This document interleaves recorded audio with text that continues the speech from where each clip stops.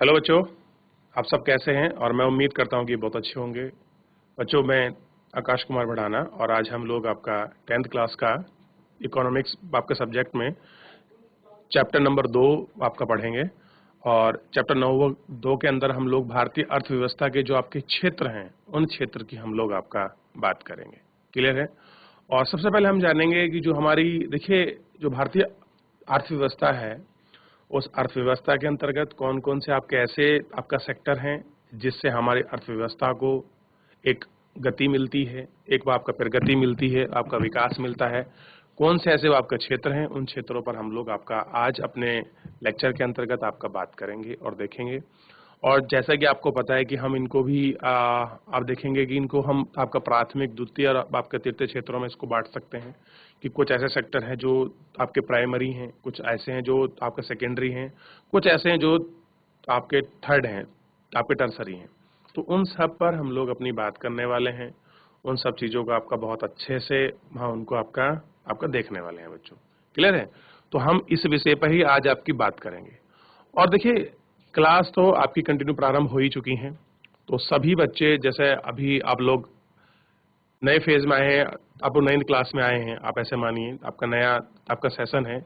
इस नए सेशन की होने की वजह से क्या है, कुछ बच्चे अभी सीरियस नहीं हैं, क्यों कह रहे हैं अभी तो आपका पढ़ लेंगे, काफी समय बचा है। तो ऐसा नहीं करना है। हम लोगों को अपनी पढ़ाई पर निरंतर फोकस रखना है। अगर हम किसी चीज को ढील देते चले जाएंगे तो हमारे लिए आपकी समस्या हो जाएगी। तो इसीलिए ज्यादा बेटर है कि हम लोग क्या करें, आपका समस्या को बढ़ाने की जगह आपको उस समस्या को आपका सुलझाएं। तो हमारी कोशिश यही रहेगी कि हम लोग आपको बिल्कुल बहुत अच्छे से पढ़ाएं। और साथ में मैं ऐसी उम्मीद करता हूं कि आप सब लोग जो हैं बिल्कुल सारी क्लासों को बिल्कुल समयबद्ध तरीके पर, क्रमबद्ध तरीके पर उनको पढ़ें, सारे सब्जेक्ट को आप प्रॉपर रिवीजन दें। और साथ में बच्चों जो है और आपस में बैठ के बात कर रहे हैं तो चीजों को लेकर जो आपके पॉइंट है आप उन पर डिस्कस कर रहे हैं। तो मान लीजिए कुछ चीजें ऐसी हैं जो आपको रटने की आवश्यकता नहीं होगी, आपको समझ विकसित होगी। मान लीजिए मैंने आपको पढ़ाया और जरूरी नहीं कि आपको बिल्कुल 100% मेरे द्वारा जो आपको चीजें पढ़ाई गई वो आपको समझ आ जाए। उसमें कुछ ऐसा होता है हमको समझ नहीं आती। बहुत बार क्या होता है, हम लोग आपका जो अपना प्रश्न होता है हम बच्चे आपका पूछ नहीं पाते, अरे सर से क्या पूछें, बार बार पूछ रहे हैं, समझ नहीं आ रहा। तो ऐसा कुछ नहीं है बच्चों। आप अपना प्रश्न कितनी बार भी आप हमसे आपका पूछ सकते हैं, जो आपको नहीं आ रहा डाउट की कोई ऐसी वो नहीं है। जब भी आपका प्रश्न हो, बस मेरी कोशिश ये रहती है कि जब जैसे आपकी क्लास शुरू हो आप उस टाइम पूछिए, और बीच में जब मैं बोलता हूं आप उस टाइम पूछिए कि आप अपना प्रश्न आप इस टाइम आपका पूछ सकते हैं। यानी कि जब टॉपिक खत्म हो रहा हो उस समय आप प्रश्न पूछेंगे। तो जो बीच का रिदम है आपका टीचर का और स्टूडेंट का वो आपका टूटता नहीं है, वो कंटिन्यूस वो आपका बना रहता है। तो उसको हमको जारी रखना है। और जैसे अंतिम होता है हम उस टाइम भी फिर जो भी आपका प्रश्न होगा आप हमसे आपको पूछ सकते हैं।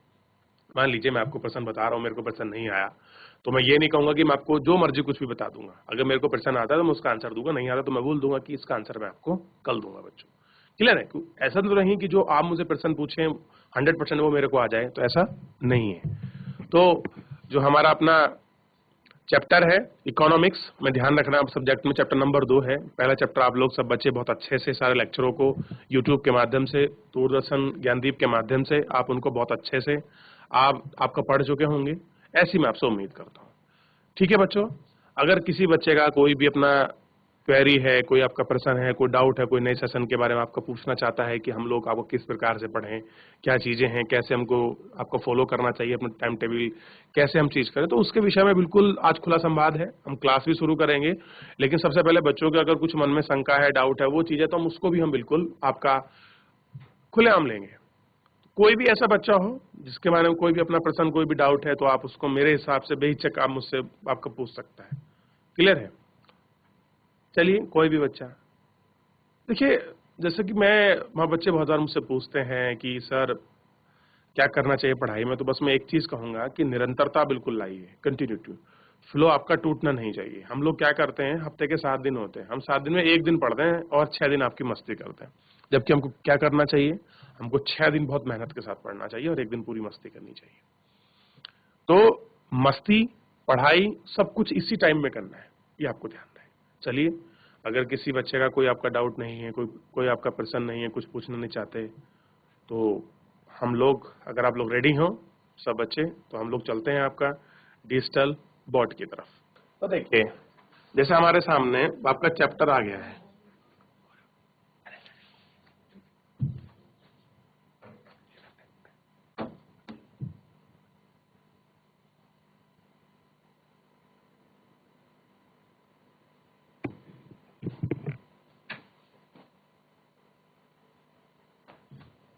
तो देखिए हमारे सामने जो है हमारा जो अपना चैप्टर है वो पूरा आ चुका है और हम लोग थोड़ा सा इसकी तरफ जो है आगे तरफ आपका बढ़ते हैं और उसमें देखते हैं कि जो हमारा मेन जो आपका चैप्टर है उस पर हम लोग आपका बात करने वाले हैं। देखिए हमारे सामने जो है हमारा चैप्टर नंबर 2 आपका आपको दिखाई दे रहा होगा और चैप्टर नंबर 2 के अंतर्गत आप इसको बहुत अच्छे से देख सकते हैं। देखिए चैप्टर नंबर 2 आपके समक्ष है, ठीक है। भारतीय अर्थव्यवस्था के क्षेत्रक, यानी कि जो भारतीय अर्थव्यवस्था है उसके कौन कौन से ऐसे आपके सेक्टर हैं, उन सेक्टरों की हम लोग आपका बात करने वाले हैं। यानी कि कौन कौन से आपके क्षेत्र हैं, उन क्षेत्रों की हम बात करने वाले हैं। क्लियर है? उन क्षेत्रों पर हम लोग आपका विशेष रूप से आपका ध्यान देंगे, ठीक है। चलिए थोड़ा सा आगे बढ़ते हैं इस विषय पर। अब आप इसको देखिएगा। अब देखिए इसी में जो है बच्चों आर्थिक कार्यों के क्षेत्र, यानी कि जो भी इकोनॉमिकल एक्टिविटी हैं, जो भी आपके वर्क हैं, उनके जो क्षेत्र हैं, उन क्षेत्रों की हम लोग आपका बात करने वाले हैं। क्लियर है? क्या करने वाले हैं? हम उनकी बात करने वाले हैं। चलिए देखते हैं। सबसे पहले आपको चित्र दिए गए हैं, आप इन चित्रों को देखिए सबसे पहले, क्योंकि जब तक आप चित्रों को नहीं देखेंगे तब तक क्या कुछ बता पाएंगे। देखिए सबसे पहले आप लोगों को क्या करना है, ये चित्र देखने हैं। देखिए एक महिला है जो डाक के हिसाब का चित्र ले रही है, एक व्यक्ति है जो आपका कुली का काम कर रहा है, और एक महिला है जो आपके कपास आपका बीन रही है, एक महिला है जो आपका उद्योग में लगी है कोई मतलब देखिए जो गवर्नमेंट की जो आपकी शॉप होती है उस पर अपने क्या बेच रही है, अपने कपड़े बेच रही है, और एक महिला और पुरुष हैं जो मिट्टी से ईंट बना रहे हैं। ये सब चीजें हम लोग आपका इन पिक्चरों के माध्यम से, इन जो आपकी इमेजेस हैं इनके माध्यम से हम लोग आपका देख रहे हैं। चलिए नीचे की तरफ आपका बढ़ चलते हैं, आगे हम बढ़ाते हैं। हमको ध्यान देना है, निम्न चित्रों को देखें। कह रहे जो भी आपके चित्र मिले आप इनको देखो, और बच्चों हम लोग आपका देख भी चुके हैं। आप लोगों को विभिन्न आर्थिक गतिविधि में कार्यरत पाएंगे, और आप देखेंगे जो भी आप लोग देख रहे हैं, जो आप पीपल हैं, वो क्या है, डिफरेंट डिफरेंट क्या है, आर्थिक आपकी गतिविधि, यानी कि अलग अलग एक्टिविटी में लगे हुए हैं। Different different activity. अब देखिए कोई आपका डाकिया काम कर रहा है, कोई ईंट आपके बनाने का काम कर रहा है, कोई आपका अब कुली का काम कर रहा है। तो सबके एक्टिविटीज हैं, जो भी उनकी कार्यविधि हैं, सबकी कैसी हैं बच्चों, अलग है। इनमें से कुछ गतिविधियां वस्तुओं का उत्पादन करती हैं, और कह रहे हैं कि कुछ ऐसी एक्टिविटी हैं जो क्या करती हैं, आपके वस्तुओं का आपका प्रोडक्शन करती हैं। हमको ध्यान देना, क्या करती हैं, वस्तुओं का उत्पादन करती हैं। कुछ अन्य सेवाओं का सर्जन करती हैं, और कुछ ऐसी अन्य आपकी सर्विस हैं, उन सर्विसों का भी आपका क्या करती हैं, उनका सर्जन, यानी कि उनका निर्माण करती हैं, उनको बनाती हैं।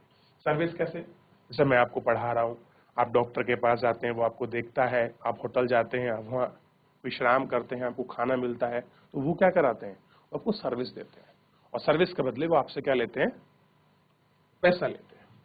ये गतिविधियां हमारे चारों ओर हर समय संपादित होती हैं, और कह रहे हैं कि ये सारी एक्टिविटी जो है हर समय क्यों हमारे पास आपकी चलती रहती है।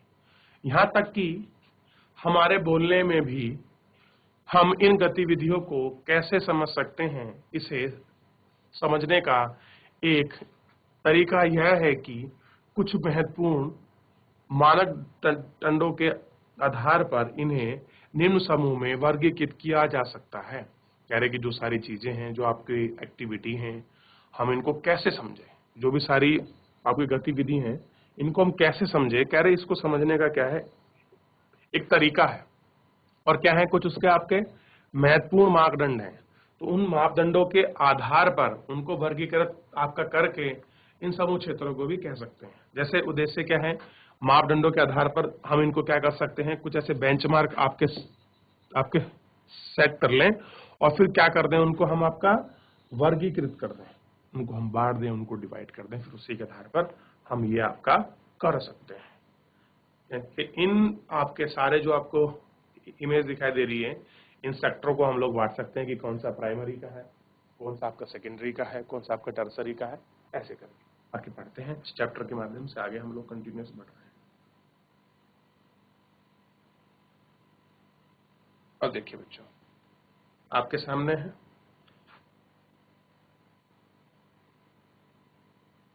अब देखिए निरंतर आप इसको देखेंगे। हम विभिन्न प्रकार की आर्थिक गतिविधियों से प्रारंभ करते हैं।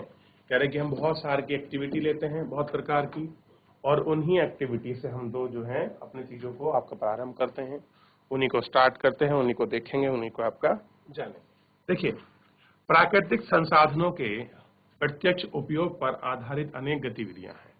कह रहे जो आपके नेचुरल जो आपके रिसोर्सेज हैं उनको डायरेक्ट उपयोग में लाने के आपके अनेक ऐसी हैं आपकी गतिविधियां हैं। जैसे कपास की खेती, यह एक मौसमी फसल है। अब देखिए एग्जांपल दे रहा है, जो आपका कपास है उस कपास की आपका खेती का कैसी कृषि है बच्चों, एक आपका मौसमी। मौसमी का मतलब हो गया ये आपकी एक विशेष मौसम में आपकी तैयार होती है। इसमें होती है एक विशेष मौसम, यानी कि एक निश्चित समय होगा, उस निश्चित समय अवधि में आप इसको बो सकते हैं, फिर उसी के साथ इससे एक निश्चित समय अवधि में इसको काटा जाएगा और उसी के बाद हम अपनी फसल की प्राप्ति कर सकते हैं। कपास के पौधों की वृद्धि के लिए हम मुख्यतः ना कि पूर्णतः प्राकृतिक कारकों जैसे वर्षा, सूर्य का प्रकाश और जलवायु पर निर्भर है। कह रहे कि हम ये कह सकते हैं, अगर भले ही आपका मौसमी कृषि है लेकिन पूर्णतः ऐसा नहीं कि 100% हम लोग आपका मौसम पर ही निर्भर है, ऐसा नहीं है। कौन कौन से कारक है मौसम के भाई, आप देखिए, वर्षा, सूर्य का प्रकाश और जलवायु।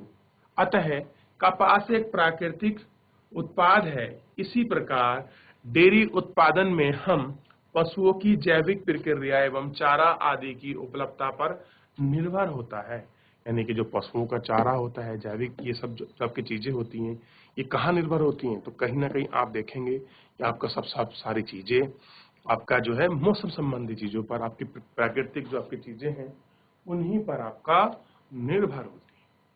अतः इसका उत्पादन, दूध भी एक प्राकृतिक उत्पाद है। अब देखिए, अब आप देखेंगे जो आपका दूध है, मिल्क, कैसा उत्पाद है बच्चों, ये आपका प्राकृतिक उत्पाद है, नेचुरल है उत्पाद। अब देखिए, हम क्या करते हैं, जो हम गाय भैंस आपके पालते हैं, भेड़ बकरी, हम उनको चारा खिलाते हैं। क्या करते हैं, चारा खिलाते हैं। उस चारे से वो लोग अपना पेट भरती हैं, फिर क्या होती है, हमको आपका दूध देती हैं। दूध कैसा है आपका, नेचुरल प्रोसेस है। इसी प्रकार खनिज और अयस्क भी प्राकृतिक उत्पाद है। अब आपको ध्यान रखना है कि जो आपके खनिज हैं और जो अयस्क हैं वो भी क्या है बच्चों, वो भी आपके प्राकृतिक उत्पाद है। क्या हम इनको बना सकते हैं, खनिज को, क्या अयस्क को हम लोग आपका बना सकते हैं, तो नहीं। ये हमको कहाँ मिलते हैं, ये हमको हमारे पृथ्वी में आपको हमसे इनसे प्राप्त होते हैं। क्लियर है, अब आप इनको ध्यान रखेंगे। देखिए, जब हम प्राकृतिक संसाधनों का उपयोग करके किसी वस्तु का उत्पादन करते हैं तो इसे प्राथमिक क्षेत्र की गतिविधि कहते हैं। आप ध्यान रखना है, ध्यान रखिए बच्चों, आपको प्राकृतिक क्षेत्र की एक्टिविटी का आपको ध्यान रखना है कि जब हम प्राकृतिक संसाधनों का उपयोग करके किसी वस्तु का उत्पादन करते हैं तो उसे प्राथमिक गतिविधि कहा जाता है, प्राइमरी एक्टिविटी कहते हैं। क्या कहते हैं आपका, प्राथमिक क्षेत्र कहते हैं। क्या बोलते हैं उसको बच्चों, प्राथमिक क्षेत्र कहते हैं। अब ये चीज तो आपको थोड़ी सी हैवी सी लगी होगी, किसी समझ नहीं आई, एक बार दोबारा देखते हैं। कह रहे कि जब हम प्राकृतिक संसाधनों का उपयोग करते हैं, प्राकृतिक संसाधन मतलब जो हमको नेचर से हम जो हमें प्राप्त होते हैं उनको हम प्राथमिक कहेंगे। क्लियर है। अब देखिए, हमको अनाज है, ये सब चीजें हैं, ये हमको कहाँ मिल रही हैं, यह सब आपका प्राकृतिक में ही आपका आती है। जो एग्रीकल्चर एक्टिविटी होती है, पशुपालन है, डेयरी है, ये सब किसमें ही है, आपके प्राकृतिक में। अब देखिए, प्राथमिक क्यों है, क्योंकि यह उन सभी उत्पादों का आधार जिन्हें हम क्रम से निर्मित करते हैं। चूंकि हम अधिकांश प्राकृतिक उत्पाद कृषि, डेयरी, मत्स्यन और वन से प्राप्त करते हैं। कह रहे कि जो भी आपके अधिकांश आपके प्राकृतिक आपकी चीजें हैं, हम लोग जो भी हम लोग आपका निर्मित कर रहे हैं, जो भी हम बना रहे हैं, उसमें अधिकांश जो उत्पाद है, जो भाग है, वो किसका है, वो आपका प्राकृतिक उत्पाद का है। अब जैसे आपका डेयरी है, एग्रीकल्चर डेयरी हो गया, मत्स्यन हो गया, वनों से जो आपके प्राप्त आपकी लकड़ियां, जो भी वन संपदा है उसके बारे में। इसलिए इस क्षेत्र को कृषि एवं सहायक क्षेत्र भी कहा जाता है। हम क्या बोलते हैं इसको? आपका कृषि एवं सहायक क्षेत्र भी बोलते हैं। और आप देखेंगे देश की सर्वाधिक जो आपकी जनसंख्या है वो कहाँ लगी है आपका बच्चों? इस जो आपका प्राइमरी जो आपका सेक्टर है, जो आपका प्रथम क्षेत्र है, इसी क्षेत्र में आपका लगी हुई है। कौन लगी हुई है बच्चों? आपकी देश की जनता आपके प्राथमिक एक्टिविटी यानी कि पहले यानी कि फर्स्ट जो एरिया है उस क्षेत्र के उसी क्षेत्र में आपकी ये लगी हुई है। क्लियर है? ये आपको थोड़ा सा ध्यान रखना है। चलिए, इतना ध्यान रहेगा। चलिए वापस एक बार हम आपका पुनः चलते हैं और इसको एक बार अच्छे से आपका देख लेते हैं कि प्राथमिक क्षेत्र ऐसे क्षेत्र होते हैं, ध्यान दीजिए बच्चों, जिनमें प्राकृतिक संसाधनों का उपयोग करके किसी वस्तु का उत्पादन किया जाता है। वो क्षेत्र, वो सेक्टर आपके प्राकृतिक संसाधन क्षेत्र कहलाते हैं। देखिए क्या कहलाते हैं? आपके प्राकृतिक संसाधन क्षेत्र कहलाते हैं। ये आपको जो है ध्यान रखना है। अब देखिए मैं आपको थोड़ी सी मैं कुछ आपको दिखाना चाह रहा हूं कि जो प्राथमिक सेक्टर की इमेज है वो आप एक बार देखें। देखिए ये लिख रहा है आपका प्राथमिक क्षेत्र, और प्राथमिक क्षेत्र में एग्रीकल्चर ही मुख्य होता है। ध्यान रखिए क्या होता है आपका? जो एग्रीकल्चर है वो आपका मुख्य होता है, ये आपको ध्यान देना है। अब देखिए सब्जियां हैं, कपास है, अनाज है, डेयरी फार्मिंग है इसी के अंतर्गत बच्चों। और देखिए जो भी आपका कोल निकलता है, जो भी आप कोल निकलता है और जो भी प्राकृतिक आपके वन हैं, ये सब किसके अंतर्गत आते हैं? तो ये आपके सब प्राइमरी एक्टिविटी के अंतर्गत आते हैं। क्लियर है? कहाँ आते हैं बच्चों? ये प्राइमरी एक्टिविटी के अंतर्गत आपका आते हैं। तो ये थोड़ा सा आपको ध्यान रखना है। क्लियर है? तो मैं उम्मीद करता हूं कि जो आपके प्राथमिक क्षेत्र हैं आपको समझ आया होंगे कि प्राथमिक क्षेत्र के अंतर क्या है। जो हम प्राकृतिक संसाधनों का उपयोग करके जो भी हम आपका वस्तु बनाते हैं उसी को हम क्या बोलते हैं? आपके प्राथमिक क्षेत्र बोलते हैं। चलिए आगे बढ़ते हैं, थोड़ा सा हम लोग चलते हैं। देखिए यहाँ रहा, अब आगे बढ़िए। अब हम बात करते हैं बच्चों आपका सेकेंडरी जो आपका द्वितीयक क्षेत्र है। हम द्वितीयक क्षेत्र की आपका बात करेंगे। इसकी बात करेंगे हम लोग आपका द्वितीयक आपके क्षेत्र की बात करते हैं। देखिए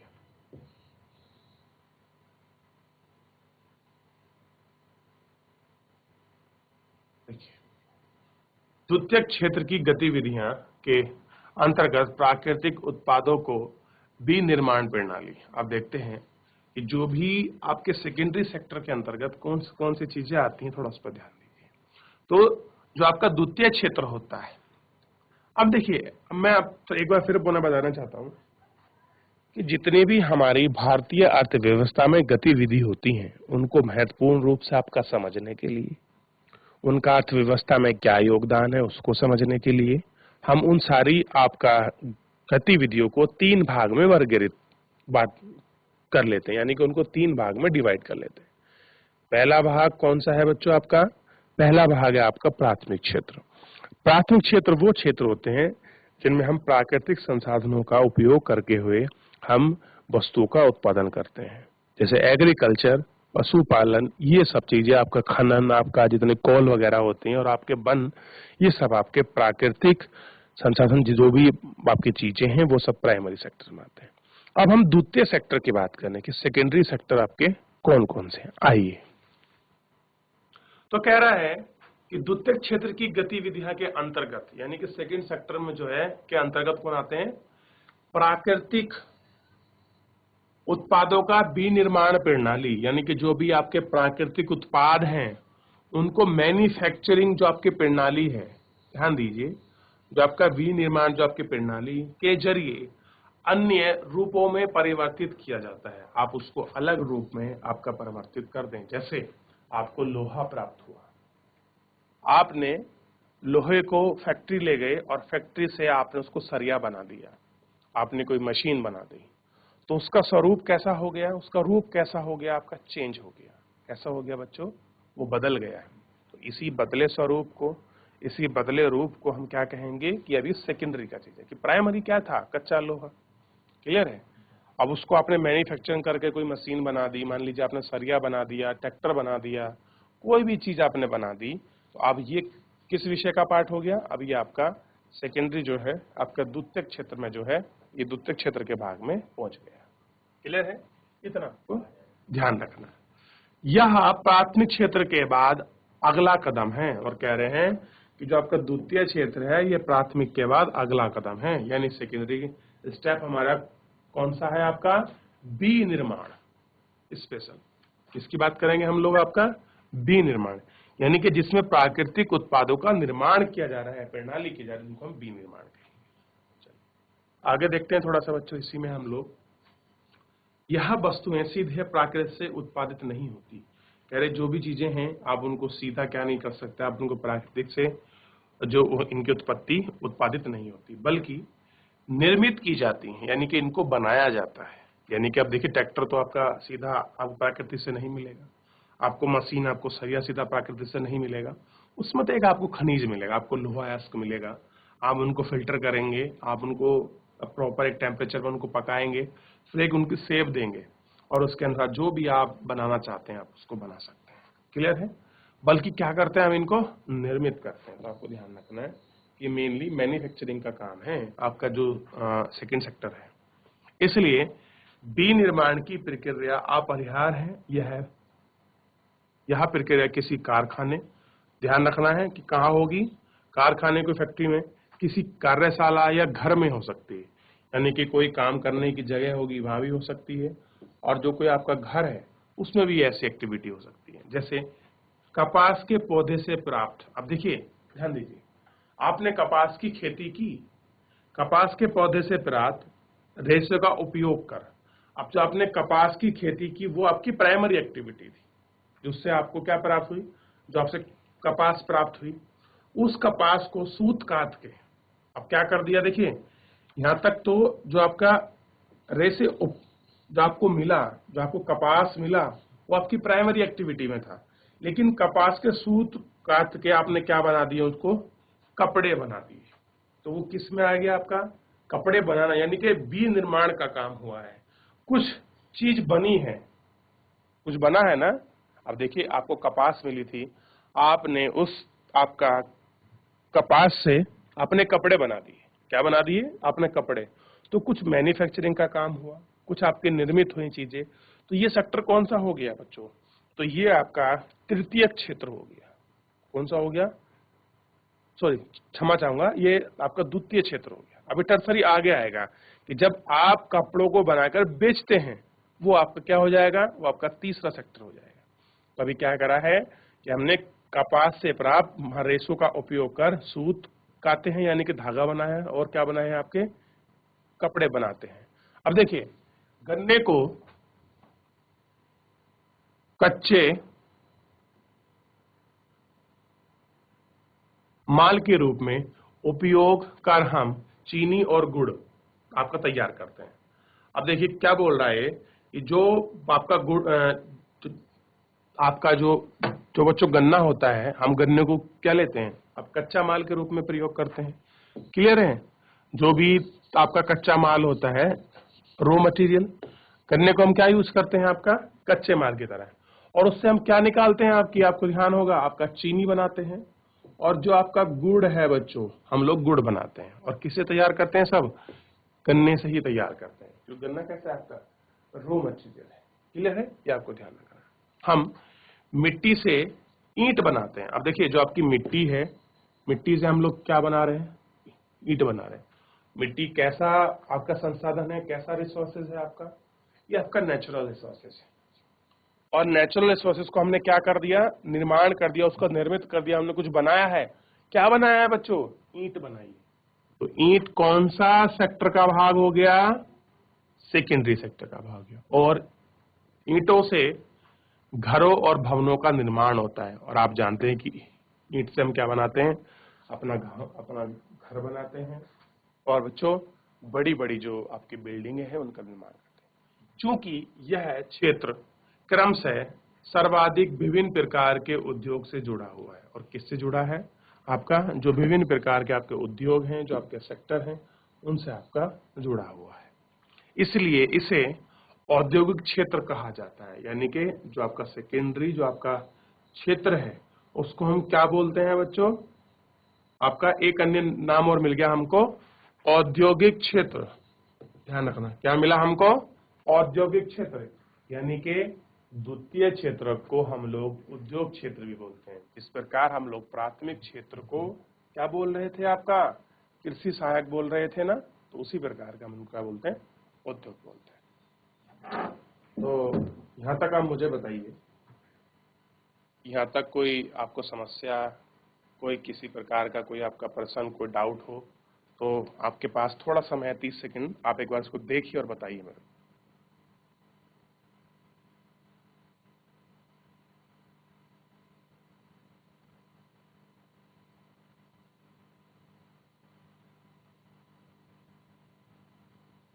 तो बच्चों आपने देखा तो आपने प्राइमरी और सेकेंडरी सेक्टर के बीच अब डिफरेंस कर पाए।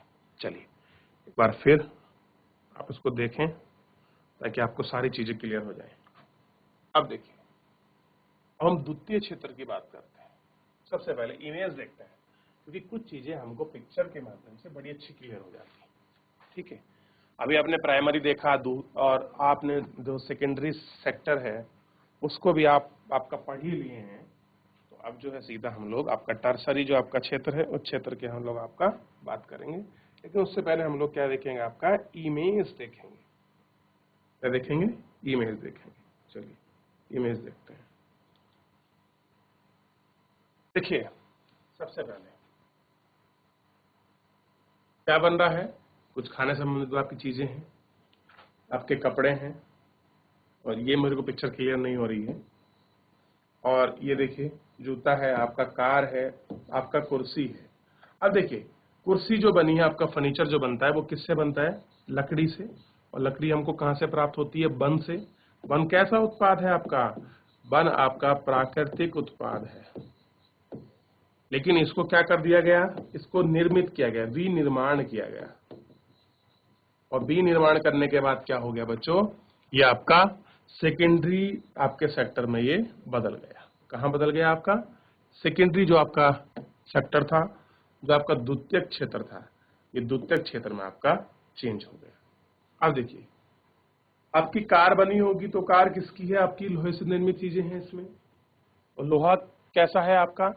ये आपका प्राकृतिक संसाधन है। और इसी प्राकृतिक संसाधन को विनिर्माण कर कर आपको क्या बनाया गया? कार। आप ऐसी कपड़े को देखिए, कपड़ा जब बनता है तो उसके लिए आपको कॉटन की आवश्यकता होती है, यानी कि जो आपका कपास होती है। उस कपास में क्या होता है कि जो आपकी कपास है, कपास को हम लोग आपका प्रयोग करते हैं एग्रीकल्चर के रूप में, हम खेती के रूप में उसको पैदा करते हैं, तो वो आपका प्राइमरी एक्टिविटी है। लेकिन जैसे ही रुई का धागा बन जाता है, धागे से कपड़ा बन जाता है और आपके कपड़े से बनती है शर्ट। क्लियर है? आप पैंट जो भी आपको बनाना चाहें तो वो किस में जाता है? वो आपका सेकेंडरी एक्टिविटी में पहुंच जाता है बच्चों। आपको ध्यान रखना है, कहाँ पहुंचता है? Second activity. यानी कि जैसे ही उसका रूप रंग अवस्था बदली, यानी कि माने मेनली उसकी अवस्था बदली, तो आप कह सकते हैं उसका क्षेत्रक भी क्या हो गया? आपका चेंज हो गया।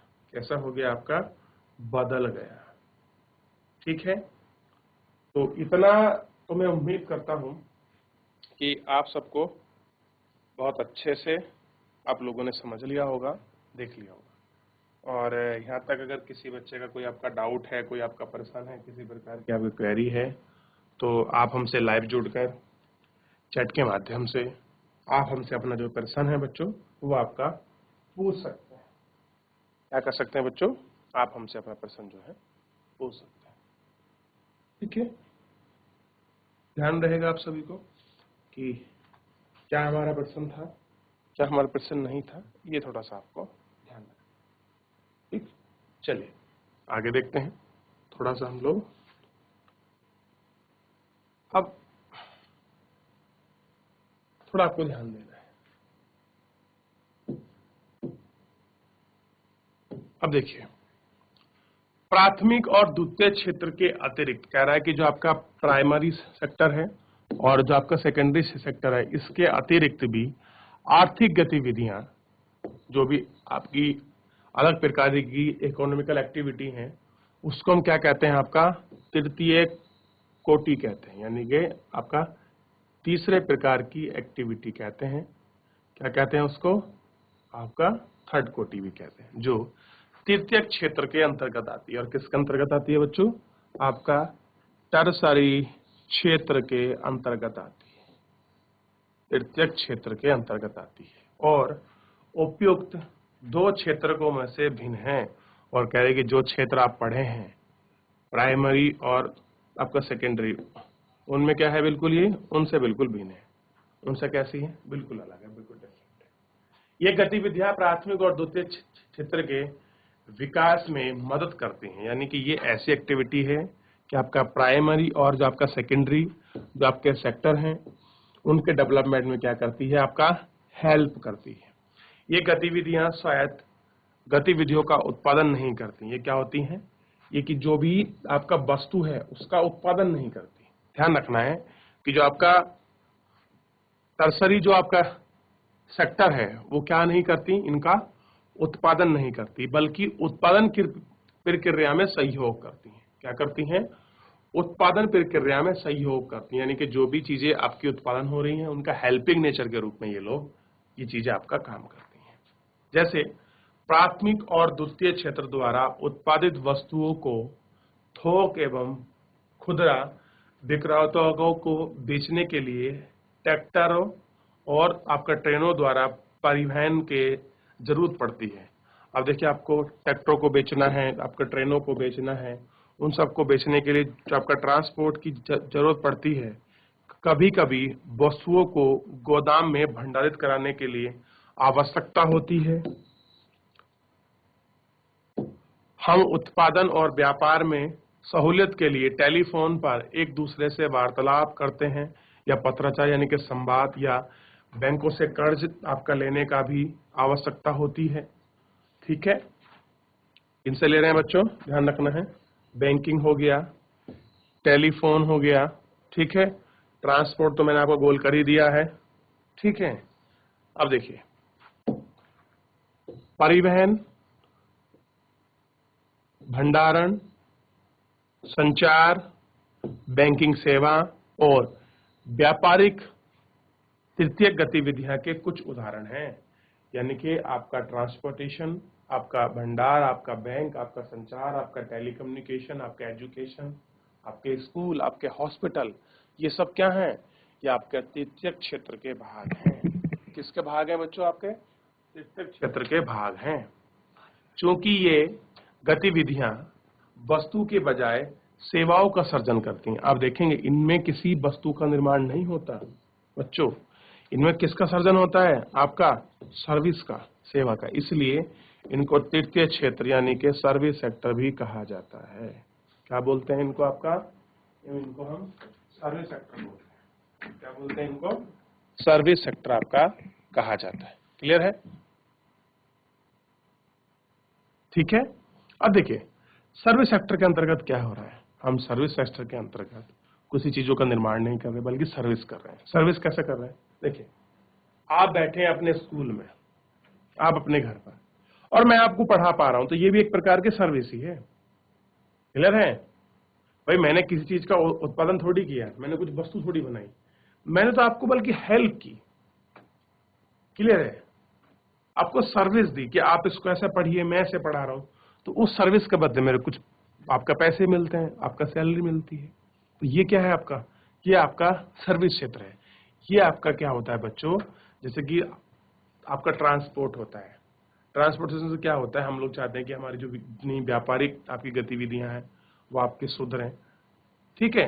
अब देखिए, तृतीय क्षेत्र के अंतर्गत आपका ट्रांसपोर्ट, जितनी भी आपकी अन्य चीजें हैं, बैंकिंग वगैरह, कंप्यूटर संबंधी जो आपके चीजें हैं, और जो भी व्यापार है, ये सब एक्टिविटी आपके तृतीय क्षेत्र के अंतर्गत आती हैं। कहाँ आती हैं? आपका जो आपका तृतीय जो आपका क्षेत्र है, जो जो आपका टर्सरी है, उसके अंतर्गत ही ये सब चीजें आपका आती हैं। क्लियर है बच्चों? ये आपको ध्यान रखना, यानी कि प्राइमरी सेकेंडरी एक्टिविटी से बिल्कुल डिफरेंट है आपकी जो है तृतीयक एक्टिविटी।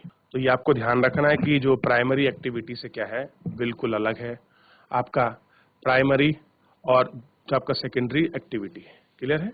ये आपको ध्यान रखना है कि तृतीयक क्षेत्र के अंतर्गत हम लोग आपका देखते हैं कि कुछ उत्पादन नहीं हो रहा है, बल्कि हम आपका सर्विस कर रहे हैं। जैसे मान लीजिए आपको देहरादून से या हरिद्वार से नैनीताल से आपको दिल्ली जाना है, तो दिल्ली जाने के लिए क्या आप किसी वस्तु का उत्पादन करना पड़ेगा तब दिल्ली जा पाएंगे? तो नहीं। आपको क्या करना है बच्चों? आपको सिंपल से ये करना है कि आप क्या करेंगे कि आप बस को पकड़ेंगे। आप क्या लेंगे? सर्विस लेंगे बस की, और बस की सर्विस लेने के साथ ही आप दिल्ली जो है आपका पहुंच जाएंगे। तो बच्चों आज ना आप इस चैप्टर को जितना मैंने पढ़ा है, आपको प्राइमरी, आपको सेकेंडरी, आपका टर्सरी, इसको घर जाकर रिवीजन कीजिए। कोई भी डाउट, कोई भी क्वेरी आती है, आप मुझसे अपना प्रश्न शेयर करें। तो बच्चों आज के लिए जो है हम लोग आपका अपनी क्लास को यहीं रखते हैं और मिलते हैं आपको नेक्स्ट लेक्चर में। और मैं उम्मीद करूंगा कि आपको लेक्चर पसंद आया हो और आप लोग घर जाके एक बार अवश्य रिवीजन के लिए। चलिए, बहुत बहुत धन्यवाद आपका।